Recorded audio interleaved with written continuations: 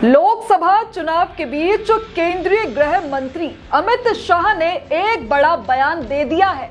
अपने एक इंटरव्यू के दौरान उन्होंने कहा है कि मुझे यकीन है कि पीएम मोदी प्रचंड बहुमत के साथ सत्ता में आने वाले हैं। जब उनसे ये सवाल किया गया कि क्या भाजपा के पास बहुमत के आंकड़े तक नहीं पहुंचने की स्थिति में कोई प्लान बी है, इसके जवाब में वो कहते हैं कि प्लान बी तभी बनाने की जरूरत है जब प्लान ए के सफल होने की संभावना 60% से कम हो।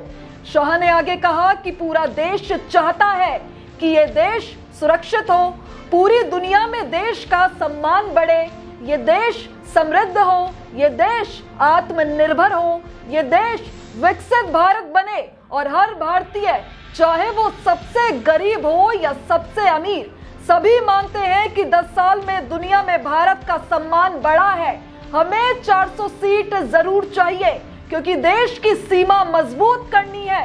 उन्होंने कहा कि हमने 10 साल पूर्ण बहुमत से धारा 370 हटाई, राम मंदिर बनवाया। वहीं संविधान बदलने के सवाल पर शाह ने कहा कि बहुमत हमारे पास 10 साल से है, हमने कभी ये कोशिश नहीं की। बहुमत के दुरुपयोग का इतिहास मेरी पार्टी का नहीं है। जनादेश का दुरुपयोग इंदिरा गांधी के समय में कांग्रेस ने किया था। वहीं अरविंद केजरीवाल के सवाल पर शाह ने कहा कि केजरीवाल की ये क्लीन चिट नहीं है, कोर्ट ने सिर्फ चुनाव प्रचार के लिए 1 जून तक के लिए छोड़ा है। वो जहां भी जाएंगे लोगों को शराब घोटाला ही याद आएगा, कई लोगों को तो बड़ी बोतल दिखेगी।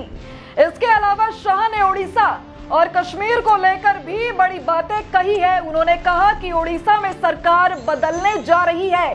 कश्मीर को लेकर वो कहते हैं कि कश्मीर में पहले चुनाव बहिष्कार के नारे लगा करते थे, इस बार कश्मीर में धैर्यपूर्वक वोटिंग हुई। पहली बार 40% कश्मीरी पंडितों ने वोट किया।